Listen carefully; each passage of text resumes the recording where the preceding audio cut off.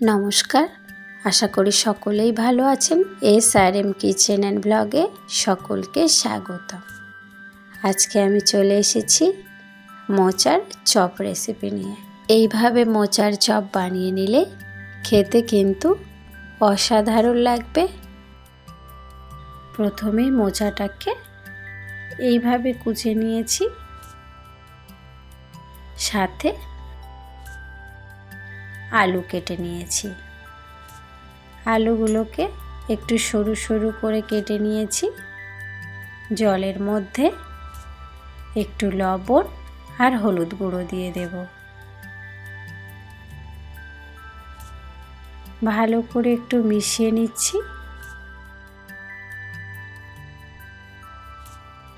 এই জলের মধ্যেই সরু সরু করে কেটে রাখা আলু আর মোচা কুচিগুলোকে দিয়ে দিলাম।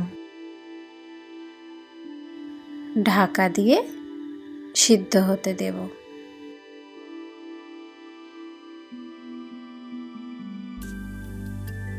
খুব ভালোভাবে সিদ্ধ করে নিয়েছি। আলু কুচিগুলো সিদ্ধ হয়ে গিয়েছে।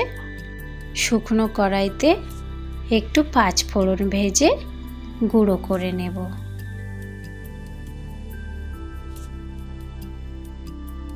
সরিষার তেলের মধ্যে পেঁয়াজ কুচিগুলোকে একটু ভেজে নেব।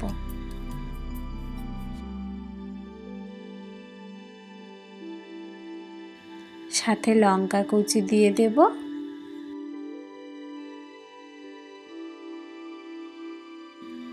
একটু রসুন বাটা,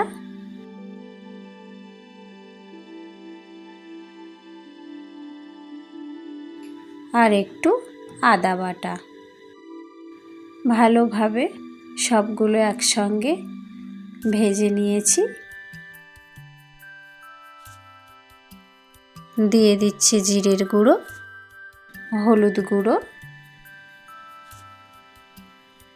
আবারও একটু নাড়াচাড়া করে নেব।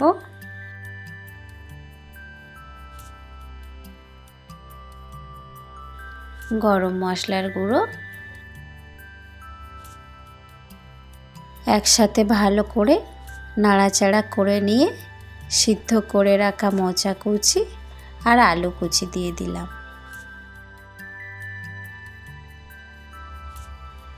ভালো করে একসঙ্গে ম্যাশ করে নেব।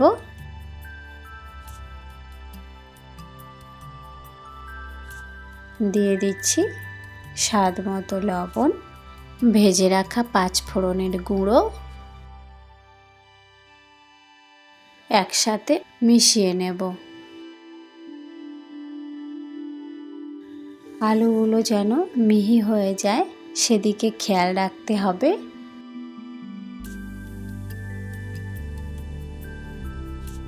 মোচা আলুর জল ভাবটা শুকিয়ে এসেছে। এবার নামিয়ে ঠান্ডা করে নেব। হাতে একটু সরিষার তেল মাখিয়ে নিয়ে চপের শেপটা বানিয়ে নেব।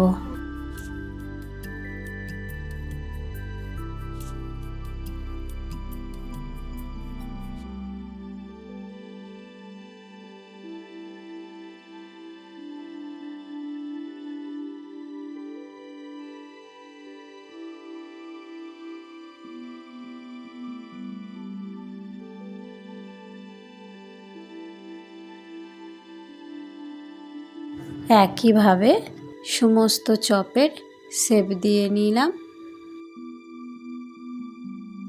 সাথে একটু কর্নফ্লাওয়ার, হালকা জল দিয়ে গুলে নেব।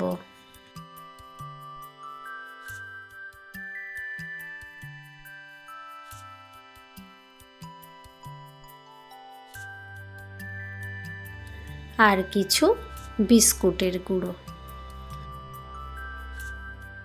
কড়াইতে সাদা তেল গরম করে নিয়েছি। একটি করে মোচা আলুর শেপটাকে কর্নফ্লাওয়ারের জলে ডুবিয়ে ভালো করে বিস্কুটের গুঁড়ো মাখিয়ে গরম তেলের মধ্যে ছেড়ে দেব।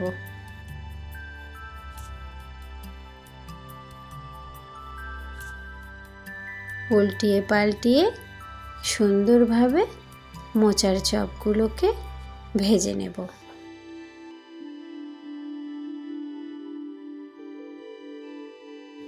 চ্যানেলটিকে সাবস্ক্রাইব করে পাশে থাকার অনুরোধ রইল সকলেরই কাছে।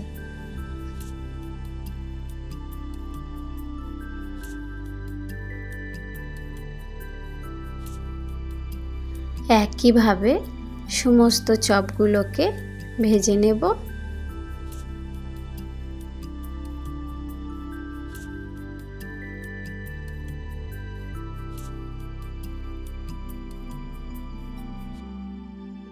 কেমন হয়েছে মোচার এই মুচমুচে চপগুলো অবশ্যই আমাকে জানাবেন। লাইক, কমেন্ট, সাবস্ক্রাইব করে পাশে থাকবেন।